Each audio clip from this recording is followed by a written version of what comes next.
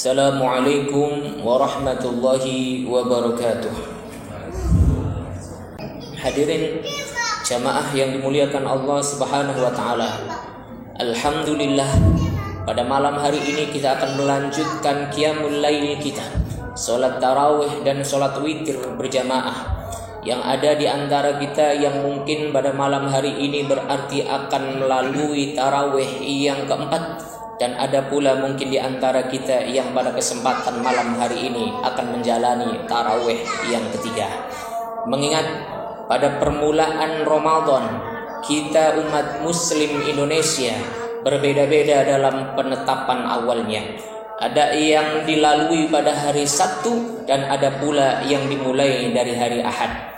Dan Al-Fakir sendiri, hadirin rahimakumullah, memulai syamur Ramadan pada hari Sabtu, yang berarti pada malam hari ini Al-Fakir akan melaksanakan ibadah qiyamul lail yang keempat, yang tentunya semua mempunyai landasan, semua mempunyai dasar.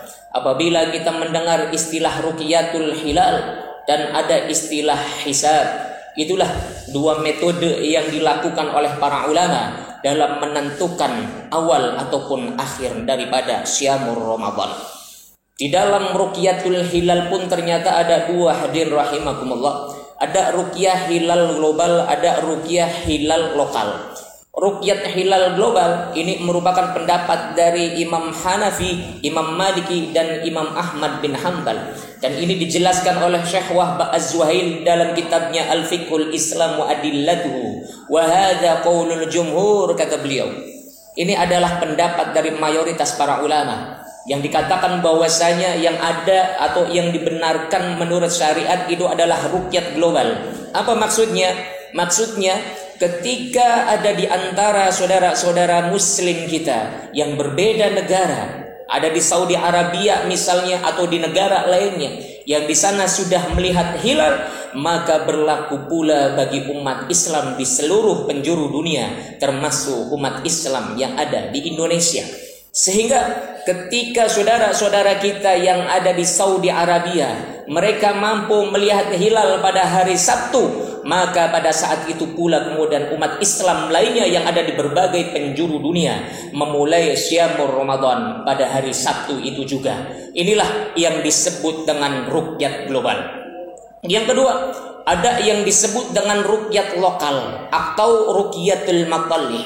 Ini pendapatnya Imam Syafi'i. Kata Imam Syafi'i, diperbolehkan masing-masing wilayah, masing-masing negara untuk melakukan ruqyah. Dan inilah yang disebut dengan ruqyah lokal atau ruqyatul maqalli.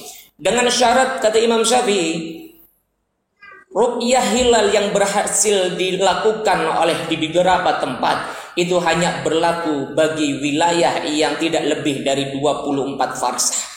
Atau kalau misalnya dikilometerkan, hanya berlaku bagi wilayah yang tidak lebih dari 113 km. Jadi kalau misalnya saudara-saudara muslim kita yang ada di Jakarta, mereka berhasil melakukan ruqyat hilal, di sana sudah mulai tampak hilal, maka itulah hanya berlaku bagi wilayah-wilayah yang tidak lebih dari 113 km di sekitar Jakarta. Tidak berlaku bagi umat Islam yang ada di Cirebon, kecuali kalau orang Islam di Cirebon berhasil melihat ruqyat sendiri dari Cirebon, baru kemudian berlaku. Tapi ketika tidak, maka kita tidak bisa mengikuti hasil daripada saudara-saudara muslim kita yang ada di Jakarta, karena jarak dari Jakarta menuju Cirebon lebih dari 24 farsah atau lebih dari 113 km.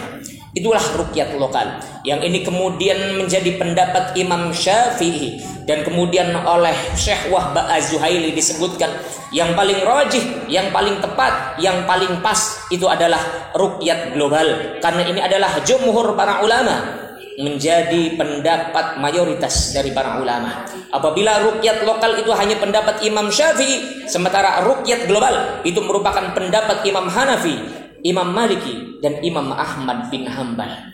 Saudara-saudara kaum muslimin yang dimuliakan Allah Subhanahu wa taala. Lalu apa yang disebut dengan hisab yang oleh sebagian saudara-saudara muslim di Indonesia, khususnya dari saudara-saudara Muhammadiyah, Mereka menjadikan hisab sebagai metode utama dalam menetapkan awal ataupun akhir Ramadan. Apakah mereka tidak tahu dengan hadis Nabi, sumu li ru'yati wa aftiru li ru'yati? Berpuasalah kalian apabila kalian berhasil melihat hilal, dan berbuka puasalah kalian apabila kalian berhasil melihat hilal. Apakah mereka tidak tahu dengan hadis Nabi ini? Maka jawabannya adalah, saudara, sebetulnya mereka dari teman-teman Muhammadiyah ataupun teman-teman yang menggunakan metode hisab dalam penetapan awal dan akhir Ramadan, sebetulnya mereka tahu dengan hadis ini, saudara. Cuma masalahnya mereka mempunyai pendapat bahwa hadis ini sudah tidak berlaku lagi untuk saat ini. Kenapa? Karena saat ini sudah berkembang yang namanya ilmu astronomi, ilmu perbintangan, berbagai disiplin ilmu yang kemudian itu menjadi identitas bagi umat Islam macam ini, yakni berkembangnya ilmu pengetahuan dan teknologi.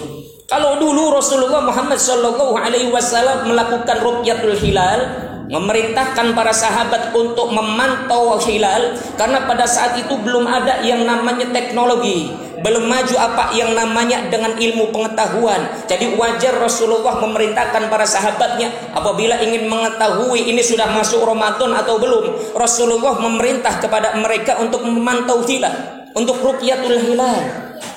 Tapi sekarang ini sudah berbeda lagi. Ini menurut pendapat dari teman-teman yang melakukan metode hisab, khususnya daripada teman-teman Muhammadiyah. Apa landasannya? Menurut mereka, huwallazi ja'ala asy-syamsa diya'an wal qamara nuran wa qaddarahu manazila lita'lamu 'adadas sinina wal hisab. Allah telah menciptakan matahari, telah menciptakan bulan beserta manzilah-manzilahnya, itu untuk dijadikan sebagai pelajaran bagi kita manusia, untuk dijadikan agar kita mengetahui jumlah bilangan hari, jumlah bilangan bulan, jumlah bilangan tahun, jumlah bilangan waktu, agar kita menggunakan semuanya itu untuk menghisab. Inilah yang kemudian menjadi landasan bagi teman-teman daripada Muhammadiyah ataupun teman-teman lainnya yang kemudian menjadikan metode hisab sebagai penentuan awal ataupun akhir bulan Ramadan. Saudara-saudara kaum muslimin yang dimuliakan Allah Subhanahu wa taala. Terlebih lagi menurut mereka Rasulullah Muhammad sallallahu alaihi wasallam pernah menyampaikan di zamannya, inna ummatun ummiyatun la naktubu wa la nahsubu syahr.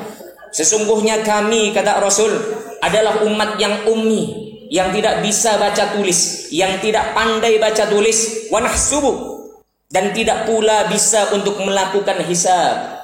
Maka menurut teman-teman dari Muhammadiyah dan yang lainnya, ini menjadi landasan bahwasanya wajar saja apabila kemudian dulu para sahabat tidak menjadikan hisab sebagai metode utama untuk mengetahui awal ataupun akhir Ramadan. Kenapa? Karena mereka tidak bisa melakukan hisab, karena mereka tidak mengetahui ilmunya, karena mereka tidak sampai, karena mereka belum mapan dalam hal itu semua.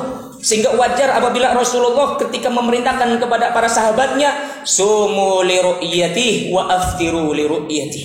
Rasulullah memerintahkan kepada para sahabatnya, pantau saja hilal, lihat hilal. Kalau lihat hilal kelihatan nampak, maka pada saat itu pula masuk Ramadan. Kalau belum, berarti belum. Saudara-saudara kaum muslimin yang dimuliakan Allah Subhanahu wa taala. Sehingga kemudian ulama-ulama kontemporer di antaranya adalah Yaraf Qudah mengatakan al-aslu fi itsbati syarr ayyakuna bil hisab. Hukum asal daripada menetapkan bulan, menetapkan waktu itu adalah bil hisab, dengan hisab. Hukum asalnya dengan hisab.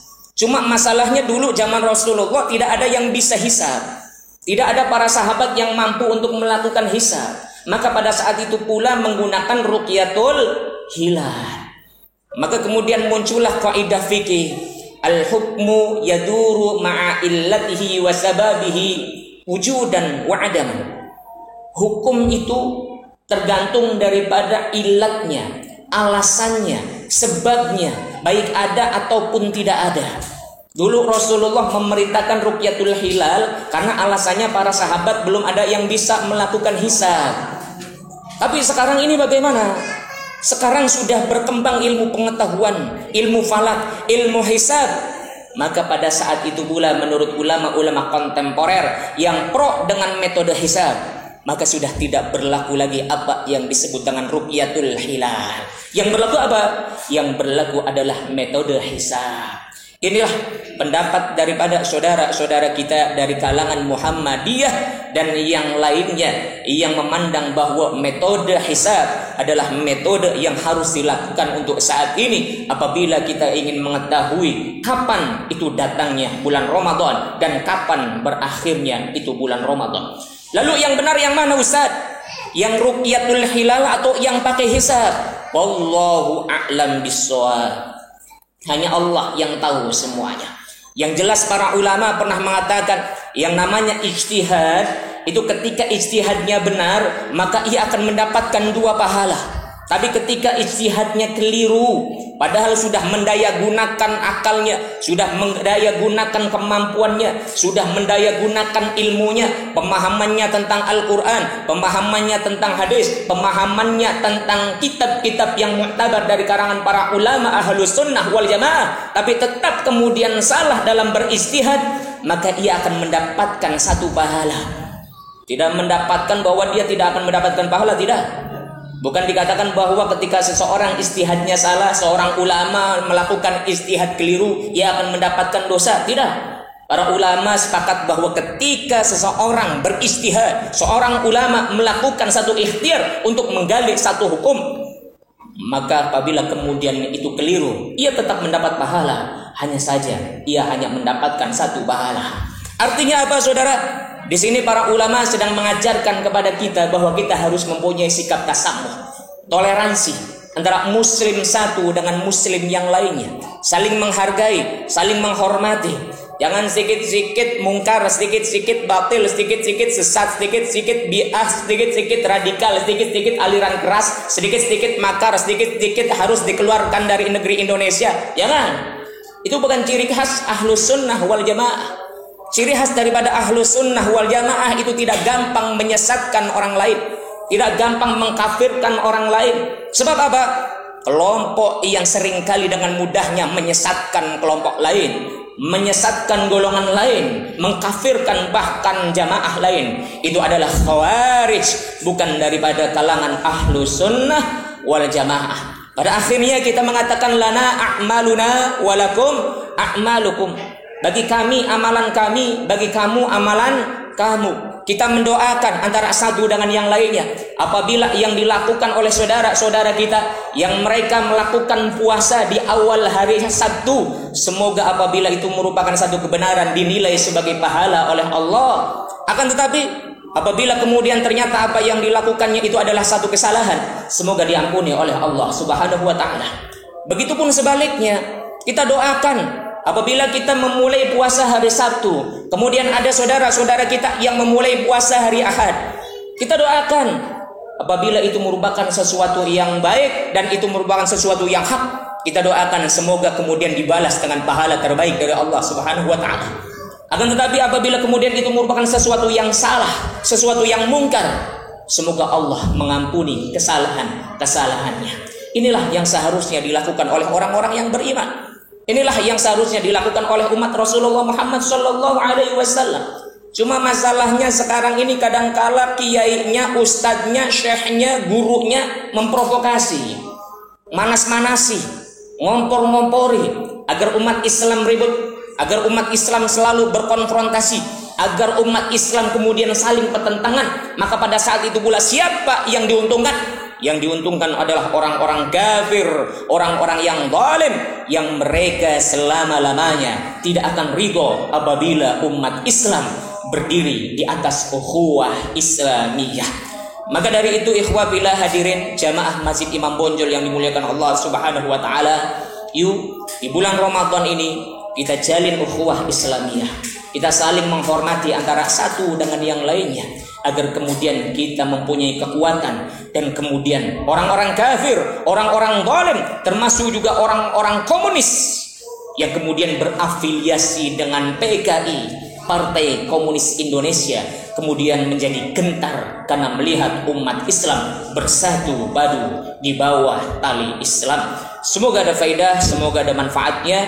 Kita akan lanjutkan dengan sholat tarawih berjamaah. Lakukan secara tumaknina, secara tertib, secara khusyuk. Insya Allah apa yang kita lakukan akan dinilai sebagai ibadah yang kemudian dibalas dengan pahala terbaik oleh Allah Subhanahu wa taala. Wal 'afwu minkum. Wassalamualaikum warahmatullahi wabarakatuh.